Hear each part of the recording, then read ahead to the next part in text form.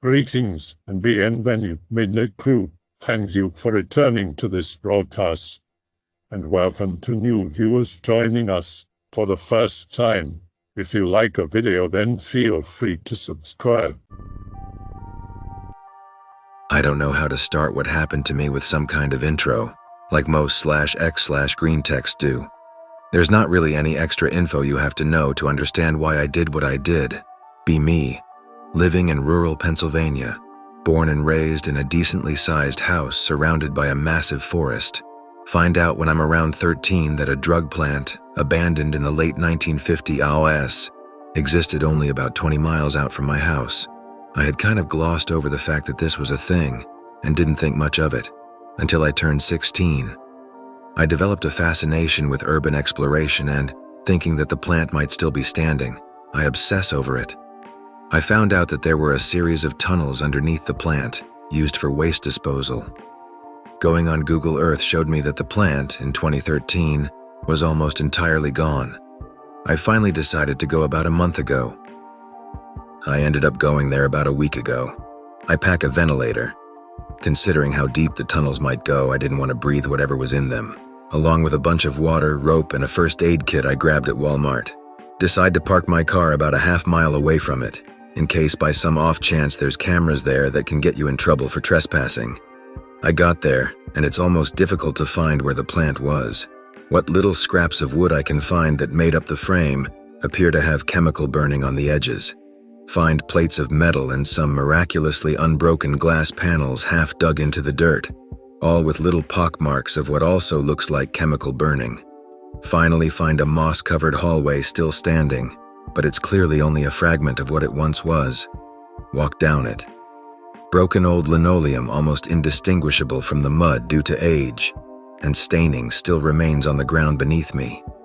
The hallway's structure tapers off a ways down.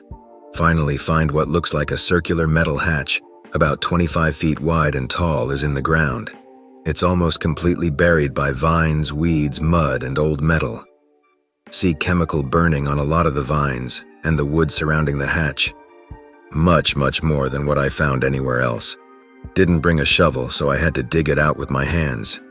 Takes about 20 minutes, but it's still worth it. Fiddle around with it for a surprisingly long time before finding out that to open it, you have to push down 4 diagonal metal rods. Once the thing is unlocked, it seems to open by itself. I assume it was once opened with some kind of mechanism away from the hatch, and that it would automatically open once the mechanism was undone, and I only did it manually. Climbed down a surprisingly well-conditioned red ladder. There's almost no light, so I shine my phone's flashlight down it after mounting the ladder. The bottom isn't even visible. Climb down for another few minutes before I finally reach the bottom. I'm in a semi-large black room. Shine my flashlight around before walking away from the ladder into another hallway. I wander forward a bit until I turn a corner. See some kind of large circuit box. Flip a rubber red switch a few inches to the left of it and get the power back on. Looking behind me, I notice that the walls and ceiling are both very well maintained. Both are made of a blackish plasticine material.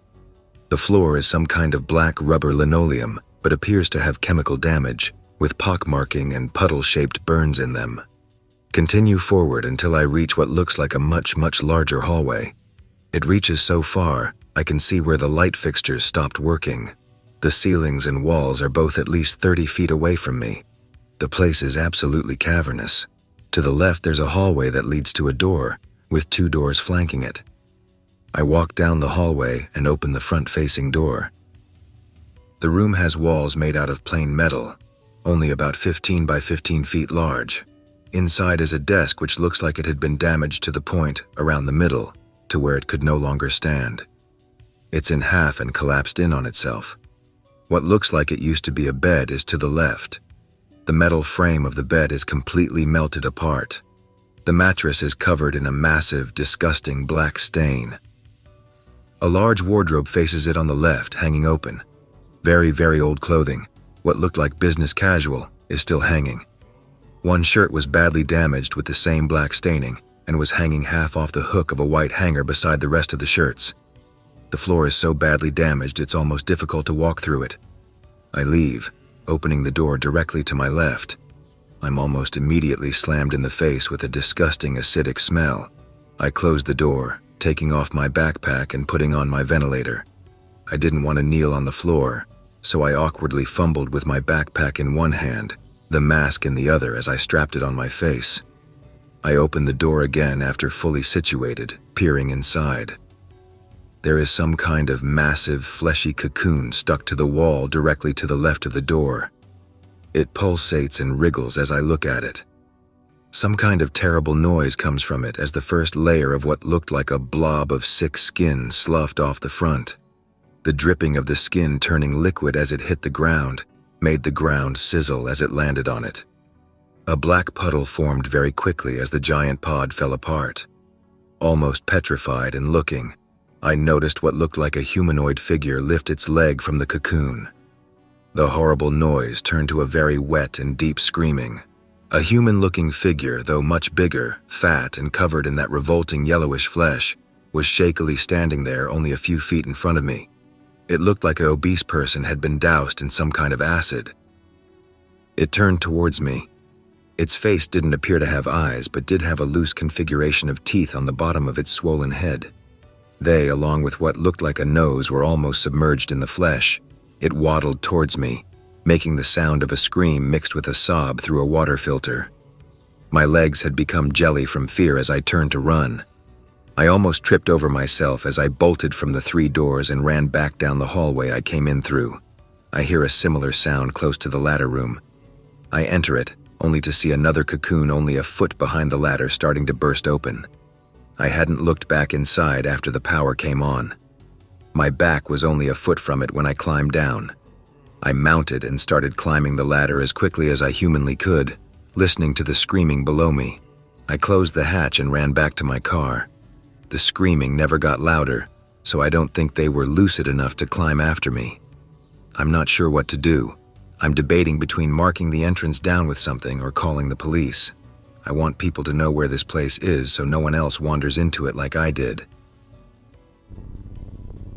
It's an open secret in the United Kingdom that a continuity underground facility exists under Birmingham, second largest city in England, and occasionally military helicopters will make landings in the city, where unmarked personnel will rush out and disappear into maintenance access tunnels. In Coventry, there are a ton of tunnels that most people don't even know exist. There are multiple entrances across the city, which are usually locked off and require permission from the council to enter. Most of it leads to old utility facilities, but a good number of corridors are barricaded off. These tunnels lead to old bunkers that were dug out during the Blitz, and most of them failed during the bombing raids. Some rooms collapsed in on themselves or suffered partial collapse, killing the majority of their occupants inside. Instead of trying to retrieve the bodies, they were left inside what was left of the rooms and barricaded off, meaning that Coventry unofficially has mass graves under the very beating heart of the city, and the average denizen is completely unaware. Suffice to say, no one is too keen on trying to explore the tunnels by themselves, with rumors that the dead still trapped haunt the corridors to this day. My story is pretty long and requires a bit of backstory. I grew up in Michigan, and I feel fine telling you guys where this story happened, since I no longer live there. Near Kalamazoo, Michigan, there's a lake called Asylum Lake. You can Google it and find most of this shit out if you don't believe me, but it's supposedly haunted or whatever. A local college owns it and maintains trails there, but sometime in the 1800s it was a tuberculosis asylum, hence the name. Apparently due to Michigan's snowfall, they couldn't reliably get supplies in and out with horse and wagon, so they built tunnels underneath the woods to get food and medical supplies in the winter and bodies out. The college closed all the tunnels off from what I understand, but I guess people have found holes in the rubble. I've never been in myself. Other than that, these woods are just creepy. People have gone missing there. It's a host for tons of urban legends, and I guess meth labs and shit. One time my mom kept hearing footsteps in there and turning around to see no one following her. And I found obvious remains of encampments of homeless people in the deeper sections of forest. I know that this is kinda a ramble, but I figure it's best to give some backstory before getting into the whole thing. Be me in high school. All my friends and I know the reputation of this place, and I don't live too far from it. Naturally, I think it's a great idea to walk around the spoopy woods at night because we're bored. Friend Matt and I go together and walk around for maybe 2 hours. Matt has never seen anything paranormal and really wants to at least see a homeless junkie or whatever. Nothing happens. We find some encampments of homeless people, but it's pretty quiet. It's winter and night, so barely any wildlife is making noise or anything. Everything is just still. We decide to leave as there's no action or anything, and are on our way out. Pretty close to the exit now, and there's a steep berm sort of hill to our right. Suddenly hear the wind, but feel none. It's not like hurricane-crazy wind, but it's loud, and Matt and I both stop and kinda look around. We look up and the tree branches are completely still. We have said nothing to one another, but are giving each other confused looks. Suddenly we hear hello in the wind. It's hard to describe exactly what I mean, but the whisper sort of repeated all around us, seemingly being from all over. Matt's eyes go wide and we just stand there silently, hearing it a few more times. We're both pretty freaked out, but don't want to move. Eventually it quiets down a bit, and we decide to start walking away and hear the wind again.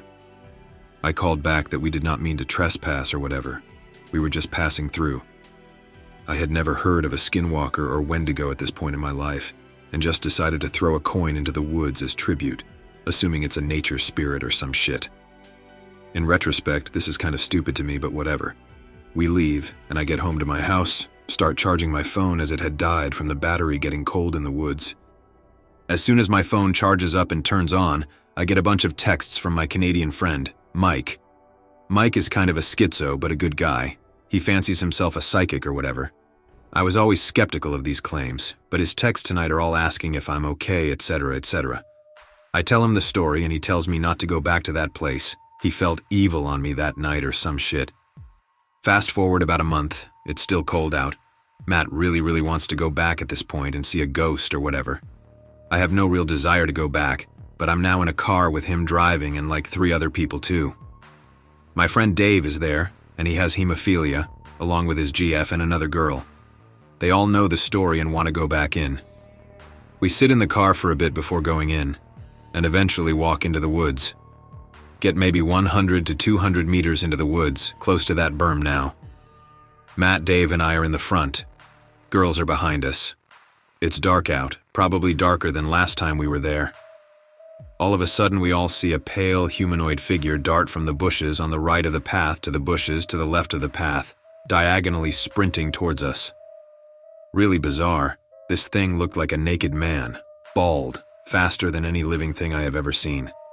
Needless to say, we booked it the hell out of there as fast as we could. Get back to the car. Matt wants to check it out. Obviously the girls didn't want to go back, and since Dave has hemophilia, he's fucking dead if he gets mild injuries. Everyone kind of assumes it's a naked junkie as homeless people roam the woods often. It's seriously cold out, there's snow on the ground. Who could survive naked like that? I agree to go back in with Matt, but don't want to go back in without a weapon, so I grab a screwdriver out of the trunk and let Matt take a hammer. We go back in and cautiously walk in, expecting to get charged by this guy. We get back to the same spot we saw him the first time and see him peeking at us from the bushes. I can't really stress how creepy his eyes looked. This thing looked like a corpse, big black eyes set deep in his face, almost like an animal. Matt and I both start to back away after spotting him and noticing that he could see us. We leave with him just watching us. We don't want to turn our backs to him, so we just back away until he's out of sight, then book it while looking over our shoulders. Like I mentioned earlier, I had never heard of a skinwalker before and didn't really know what this was, still assuming he was a crackhead or something for a while, only piecing together that it might be a skinwalker years later after learning what they are. The fact that it was winter and he was naked in the exact same spot Matt and I had heard the hello whisper a month or so earlier just kind of freaks me out when added up together. Totally could still be some dude strung out on meth or PCP, but that doesn't explain the whispers from the first time in the same spot. I know this wasn't the most exciting story, I guess, but I just wanted to see if anyone had experienced anything similar to the wind thing. All of us remember this night the same, and we're all creeped out by it still, have no real idea what the fuck it was. I went to high school in a massive old 1920s building. The school had a fallout shelter and huge boiler tunnels underneath. The shelter was only used for tool and equipment storage, which was boring, but the tunnels went on for the city block the school occupied. My friends and I were dumbasses, so we decided to skip school and explore the tunnels as often as possible. The last time I went in, we were determined to explore a sealed-off area with an official-looking asbestos warning. We brought these useless painter's masks, but only one of us had the balls to go in. My friend Tyler went in. 2 minutes passed, and he bursts out running, screaming "Run!" at us as loud as he can. I was confused, so I stood there like an asshole as my friends took off. A split second later, I see some blurry dude through the plastic screaming, "What are you doing in here?" in a fucked up voice, like the kind of voice a contorted wheelchair person might have. I ran. He chased after us. I'm pretty sure he wasn't trying to catch us, since my fat ass didn't run that fast. Tyler said the guy had a tent against the wall of the asbestos area. Tyler started unzipping the guy's tent, and the guy had been in there naked. Had I known that, I would have run faster. We agreed that one of us should anonymously report the weirdo, but none of us wanted to risk getting in trouble. I never heard if they ever found the guy. I live near an abandoned prison, and coincidentally, me and a couple friends went there again today after many years. We tried going to an abandoned building where a body was found, but they boarded it up real good. The county knows when Halloween is near, people love doing urban exploration. Anyways, this thread has a good main topic, and I'm glad I went out and did something different besides staying in all day. I love feeling nostalgic. I'm pretty bored right now, so I might as well bump the thread and write what happened. After a few days of constant rain, the sun was out, and me and a couple of friends were tired of doing the same old indoor bullshit like watching TV and playing video games, especially on a beautiful fall day. Recently, we've been having a lot of spiritual discussion regarding the afterlife. Now, I don't necessarily believe in it because I have tried tempting spirits many times before, but with no avail, so I am very skeptical of the idea of an afterlife, but I am willing to embrace it if I had visual evidence such as witnessing a ghost or other paranormal activities. So yeah, here's the story of why I don't believe in spirits. A few years ago, back in high school, me and my friend made a makeshift Ouija board and brought it to the local abandoned prison to contact the dead prison warden who's buried on the property, or contact an unknown prisoner who could have died in the prison. It was a cheap piece of shit we made in school out of paper and a Sharpie marker. Nonetheless, it didn't work. Frustrated of not making any spiritual contact, I spit on the warden's grave. Still nothing. Fast forward to today. I graduated and haven't really visited the prison since a close encounter with the security there, and I'm now of legal age to actually be sent to a prison. Also, my friends lost the inhibition to do crazy, stupid shit, but I digress. So the plan for today was to visit the old house that they found a dead kid in and possibly come back to play with the Ouija board. Now, I visited this house before, alone earlier this year, and it was boarded up pretty good, but the back door was broken, so I went in. I didn't see much, as expected. It was empty. It seemed like it had a squatter living in there since there were empty chip bags and soda cans, but he probably moved on by now. The living room did, however, have a peculiar stain on the wooden floor. My guess is that's where the body was dumped. The backstory of that body is that he was a part of a gang killing. The kid was probably dead before they brought him there, but that's where they left him. I don't know how long it took before someone found the body, but I'm jealous that it wasn't me. Anyways, after a lengthy walk from the suburbs, we arrived at the house, and to our disappointment, it was boarded up. Good, real good. The problem with our whole improvised expedition is that we didn't bring any tools to break in because back in the day, all these abandoned buildings were open game. As kids, we used to not even sneak in. We would just nonchalantly go inside. Well, me at least, I was always the guinea pig and daredevil of the group, always the first to do something crazy and stupid. Back in the day, we busted up whatever was left in the abandoned complexes of the prison. Doors were kicked down, windows were broken, blood was shed, and a fat kid shit his pants. Those were good times, not knowing what was on the other side of the door. The first expeditions where anything could happen, and there was actual excitement in exploring the relics. Now, my friends didn't share this appreciation of exploration after a few days of settling in the abandoned buildings. We would go there every day after school. I would try to venture into new territory of the prison complex, but I always found myself without company. My friends, however, took nearly every object they could get a hold of and broke it. Old desks were thrown out the broken windows of the old prison office building where they kept the records of prisoners, and we had lightsaber duels with those long neon lights. I'm pretty sure we inhaled some fucked up shit, because those glass lights broke with a haze of gas coming out of it. If that didn't fuck up our lungs, the fire extinguisher probably did the trick. Well, for me at least. One day I secluded myself from the group, tired from the violent, reckless shenanigans my friends were doing, and I was exploring a new tunnel system I found. The tunnels were pretty wide and were meant for pipe maintenance. There was only one way in and out and little ventilation. It was pretty cool, and I was curious to find out how long the tunnel went, but before I could actually go any further, I heard my friends shouting and running on the surface. One of our friends found a fire extinguisher and had the brilliant idea to use it. It damn near flooded the whole building with yellow gas, and everyone ran away fearing suffocation. Through the vents, I saw the panic and chaos of my friends. Then I saw the new kid with the fire extinguisher. He looked at me and smiled. Next thing I know, he's spraying it through the vents, and I'm trying my best to cheese it out of there before I die. I finally got out and laughs were had. That was one of the best days there. Anyways, back to today. Our whole trip was a dud and seemingly a waste of time. The house we wanted to go into was locked up and we had no way inside, but at least we did something. On the trip back home, we found a snake. I picked it up and it scared off one of my friends, fucking wuss. Or he just wanted an excuse to go back home because me and my other friend wanted to make a detour to some of the old prison buildings and relive the glory days of high school urban exploration. The problem with revisiting old abandoned buildings is that there is no adrenaline, especially with the shitty security. We had total sense of control. It was almost as thrilling as walking into your own home after a long vacation. Not thrilling at all. With no new sights to see, it gave me and my friend an opportunity to talk about our old prison adventures and immerse ourselves in nostalgia. The only thing we saw that was out of the ordinary was a large cluster of cars parked inside the prison walls and this boarded-up metal door with a lock. This door led to the other side of that tunnel I was talking about earlier, but something was odd about it. The top half of the door was ripped open. Ripped open like we could see right through it. And on the other side, there wasn't much besides the tunnel. We didn't see any tools that could have caused a metal door to be ripped open like that. It instantly got me and my friend talking about what could have caused it. I regret not taking pictures, but I will consider going back tomorrow. Either way, good day and good thread. Go out and do something and live your lives. Sub/X/. It's been a decade since I've been here, but I actually have a story for you.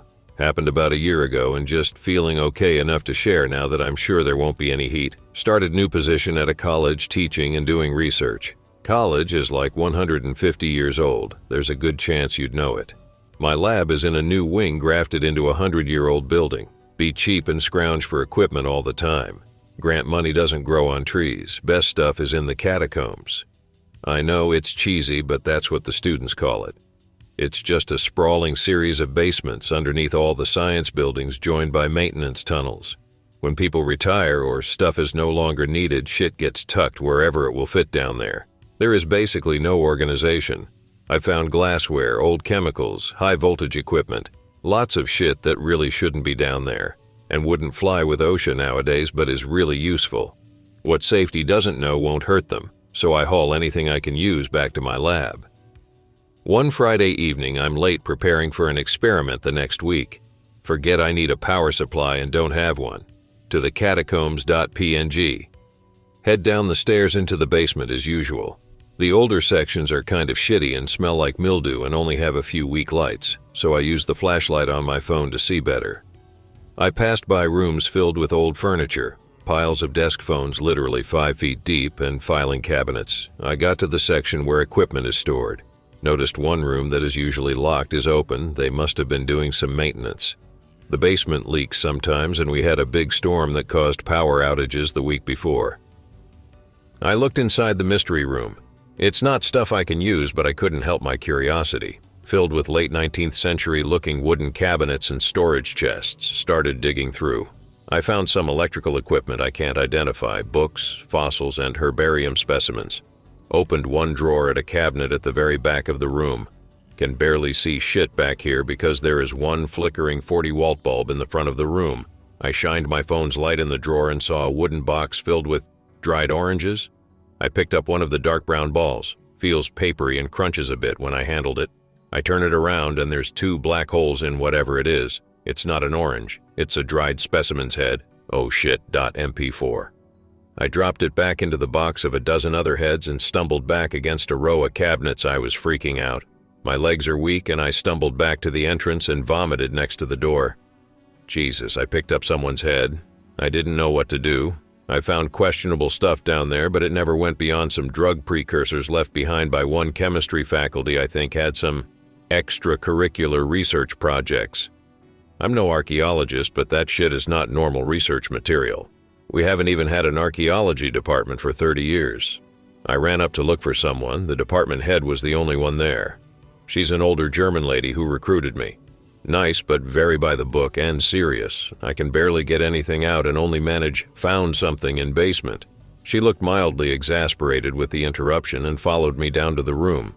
I pointed at the box and she opened it and freezes for what felt like an eternity, staring at those black holes in the head I dropped. She slammed the drawer shut and looked at me. "Anon, if you know what's good for your career, you'll help me take care of this problem you've discovered." She told me this can't get out. There's probably no documentation and the college can't handle police or the media poking around things. They could be taken from backwater colony and we really don't want the PR nightmare of having indigenous child heads in our basement. I reluctantly agreed. As fucked up as it is, I don't have tenure and messengers are sometimes shot here. She pulled out the drawer and piled some discarded papers on top and starts swiftly walking down the hallway with it as I struggle to keep up. I ask where we are going, to the incinerator. We got to a room in the back of the building complex where the waste incinerator is. It's not used very often now except for sacrificed research animals after we are done with them.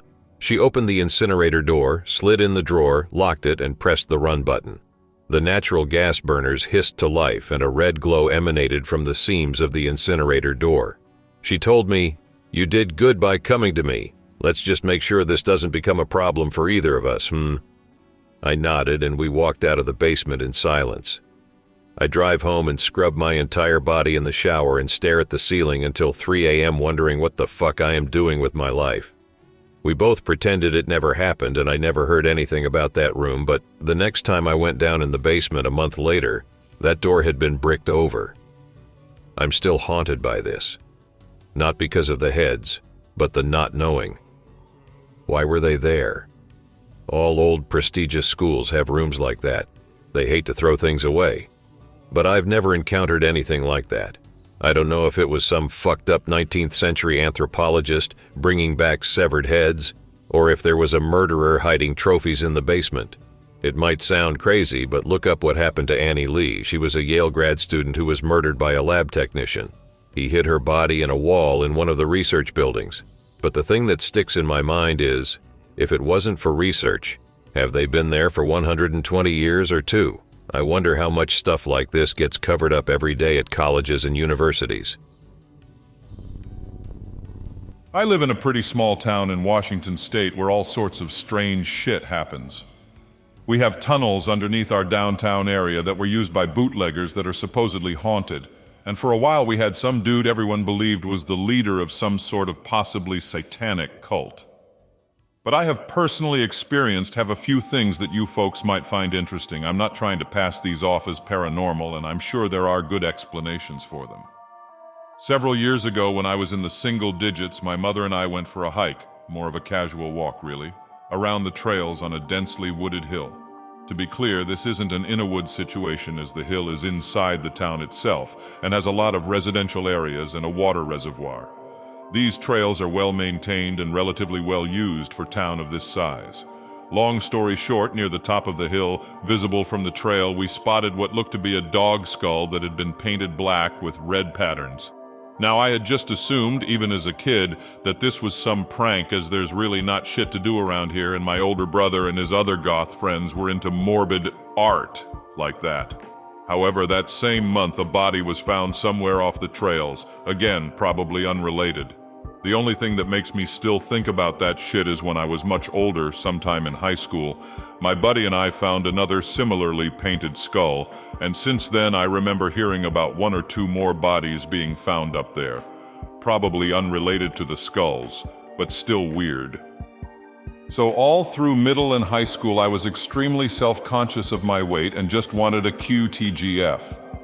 In an attempt to improve my health, I started briskly walking around town for several hours at a time, but was so self-conscious, socially anxious, I only felt comfortable going at night, often after 9 or so. I'd always take my dog, some sort of black lab mix, who would always get excited and want to chase after any cat, raccoon, or opossum he saw. I would explore new neighborhoods every night, but always took generally the same route home. 4 or 5 blocks away from my house was a small bridge that went over a small creek. As this was a smaller side street, there weren't very many streetlights. The bridge itself was not very well lit. On several occasions I saw some sort of creature scurry under the bridge. My dog would never get excited over it. He would just stare intently with tail down. I could not get close enough to get a good look at it, but its silhouette was that of a fat raccoon with thin front legs as long as a cat and equally thin hind legs that were longer than the front pair, making its body slope slightly from the ass down to the face. Finally, and most recently, there have been empty strollers showing up all around town. It could be people trying to mug folks who go check on them, but most of them have been in really open areas with nowhere for the mugger to hide.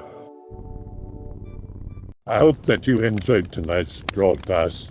If you enjoyed tonight's story, then please subscribe to the channel, as more green texts will appear daily. A new broadcast will appear when the clock strikes midnight Central Time.